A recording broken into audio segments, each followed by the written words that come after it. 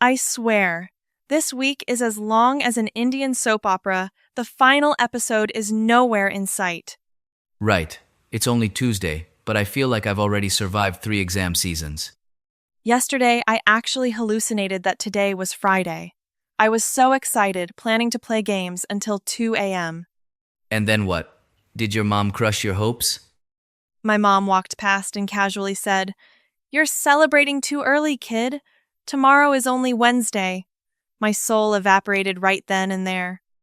Talk about an unannounced reality check. But honestly, the homework this week is overwhelming. Our teachers must think we run on super batteries. Even robots need to recharge, while I'm currently running on milk tea and sheer faith. I'm running on coffee, and I think I might have overdosed. I can tell by the bags under your eyes. Did you doze off in class today? Yeah, during math. The teacher caught me instantly. And? Did you get sent to stand in the hallway? No. She called my name, I jolted awake, and started reciting chemistry formulas. Ha ha! Wait, wrong class? How did everyone react? The whole class laughed like they'd just been told school was cancelled. The teacher just stared and asked, "What dimension are you living in?" That damage is worse than getting a bad grade. But I still managed to save it, ma'am. I am just drifting through the streams of knowledge. Impressive, you still had enough brain cells to joke around, but I wasn't any better. This morning, I went to school wearing mismatched slippers. Wait, seriously? Seriously. One black, one white. And I was walking into school as confidently as if I were on a catwalk. So who brought you back to reality? The PE teacher. He looked down at my feet 3 times and asked, "What school of art inspired your outfit today?" Haha. And what did you say? I told him it was asymmetrical minimalism. He nodded and said, "With this style, you'd better go to bed before 10 p.m. Haha. He's savage. But seriously, we look so pathetic lately. When I looked in the mirror this morning, I thought I saw a zombie. Zombies at least have a goal to find food, whereas I only exist to chase deadlines. But at least this corner saves our souls. Sitting here, life feels 30% softer. What about the other 70%? Still wanting to skip school. Honest enough. Today during history class, my mind drifted so far. I wished I were filthy rich so I could hire someone to go to school for me. And then that person would get stressed in your place. Ultimately, the pressure of exams would still be there. True. Especially those essay prompts like, "Share your thoughts on," my mind goes completely blank. I have 0 thoughts. So did you manage to write anything? I chewed on my pen for 2 hours before squeezing out an introduction. Life is not easy. Haha. That sounds like the confession of someone who has weathered too many storms in life. But it's true. What hurts the most is when we're this exhausted. Our parents ask, "How is school going, sweetie?" And our universal reply is always, "I'm fine." While crying inside, talk about pretending to be strong. When we were little, we wished to grow up fast, to be free. Now, I just want to go back to learning the multiplication tables. Back then, the biggest worry was getting called to the board. And now our biggest worry is the future. Suddenly, I feel like we've grown up so much. Grown up in a state of confusion, you mean? But at least we're still sitting here complaining to each other. Yeah, venting to your best friend is the cheapest therapy. And the most effective. No matter how long and exhausting the week is, just having someone listen to you ramble makes things so much lighter. Oh my, that was surprisingly touching. The coffee must be kicking in. Or, my brain is finally working in the right subject. Can I ask you something serious? That tone of voice makes me feel like trouble is coming. Go easy on me.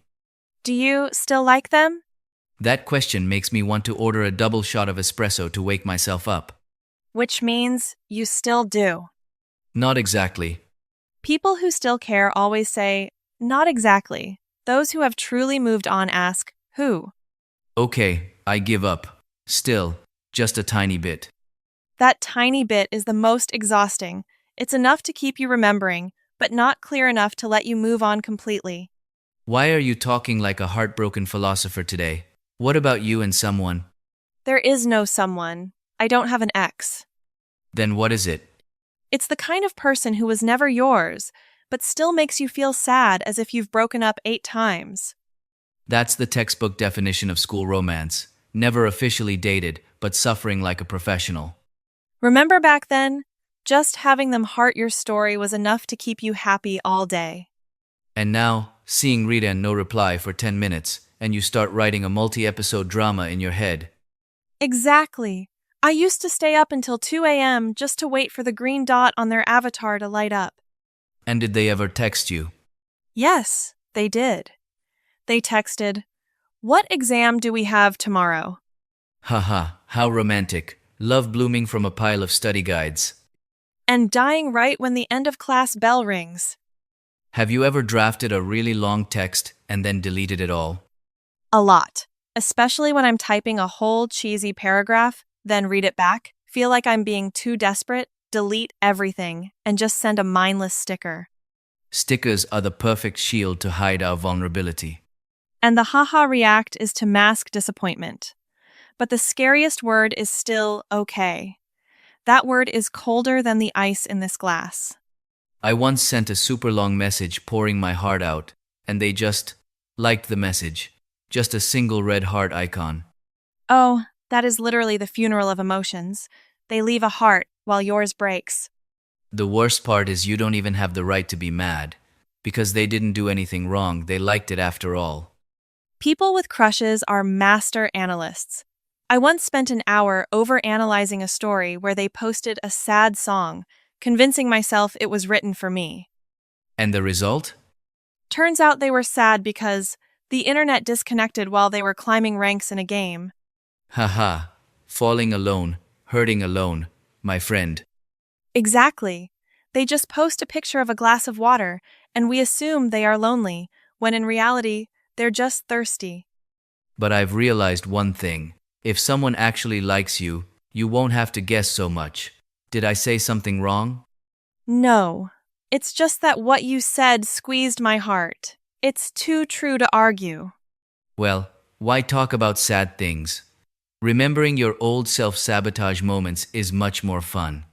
Hey, don't bring up the time I accidentally called out my crush's name in class. That's the one. The noisy room went dead silent for 5 seconds. I swear, your soul looked like it was floating up to the ceiling. At the time, I tried to play it off by saying, I read the wrong name on the list, but the catch was, no one in our class had that name. I avoided them for a whole week. But that doesn't compare to this. Didn't they once ask you if you'd eaten yet? Please, don't remind me. I must. They asked if you'd eaten, and in a panic, what did you reply? Tuesday. I have no idea what glitch my operating system suffered at that moment. They replied with 3 question marks, and I just wanted to move to another planet immediately. A legendary self-sabotage. When facing your crush, your IQ automatically drops to negative infinity. But looking back, it's pretty cute, isn't it? Our feelings back then were so genuine, with no calculations. Yeah, just a brief eye contact was enough to make your whole day. One text could keep you awake all night. It's a shame that as we grow up, we get better at hiding our feelings. When we like someone, we use the silent treatment, and we end up missing out on each other. That's why youth is beautiful. Beautifully messy and foolish. So, seriously, if they text you back now, would you reply immediately? I'd probably wait, like 5 minutes, to save some of my dignity. Haha. True master of playing hard to get. Me? I'd reply in a heartbeat. Wait, no playing hard to get at all? Do you ever suddenly want to turn on incognito mode and just disappear for a few days? Definitely. You mean turning off all notifications, hiding from social media, and living quietly like a stone by the road, right? Exactly. I'm glad someone gets it. Sometimes just hearing my phone vibrate makes my heart race with pressure. Adults call it emotional overload. For us students, we just call it the Monday blues. Spot on. There are days when things aren't actually that bad, but your mind is just cloudy and you can't feel happy. It's easier when you're clearly sad because you can find a reason to fix it, but this floating emptiness is truly exhausting, especially when scrolling social media and comparing yourself to others. Yeah, everyone on there is perfect. They study well, have great skin, play instruments, and live highly productive lives. While we only have two master skills, staying up late and snacking at 2 a.m. Don't forget our professional grade overthinking certificate. The other day, I watched a productive day video. They wake up at 5 a.m. to jog and drink green juice. Meanwhile, we only start going to sleep at 5 a.m., wake up at noon, and drink a sweet milk tea loaded with toppings. They write down 5-year, 10-year goals. I only write sticky notes to remind myself not to submit homework late. But thinking about it, we're comparing our messy behind the scenes with everyone else's glamorous highlight reel. That's just not fair to ourselves. That's good. That sentence deserves to be a million-view quote online. Haha. I came up with that after 3 hours of making myself depressed on my phone last night. The older we get, the easier it is to stress ourselves out, because we have to start thinking about the future. Are you afraid of the future? I am. I'm most afraid of becoming too ordinary, like always dreaming of doing something great, but currently finding it too lazy to clean my room. It's not silly. I feel the same way. But really, at this age, everyone is just pretending to know what they're doing.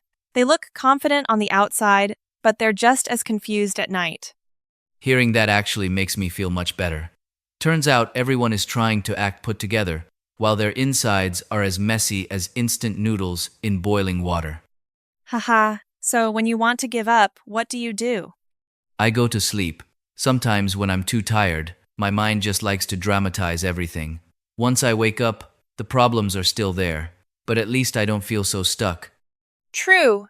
Sometimes happiness is just a delicious drink, a song that matches your mood, or having someone willing to sit and listen to your nonsense, like this.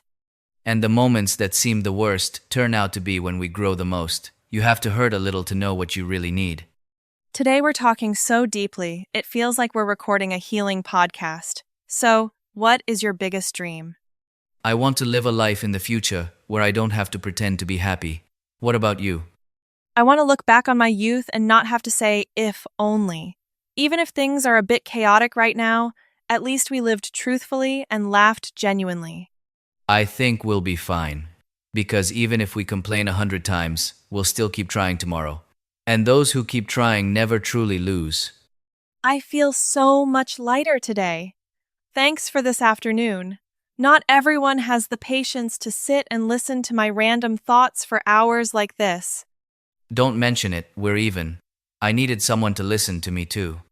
But we still have to go to school tomorrow, right? You just lifted my spirits and then threw cold water on me again. Life really doesn't let us dream for too long. So, are we meeting up here after school tomorrow? For what? To complain some more? No, to survive this school week together. Deal, it's a plan.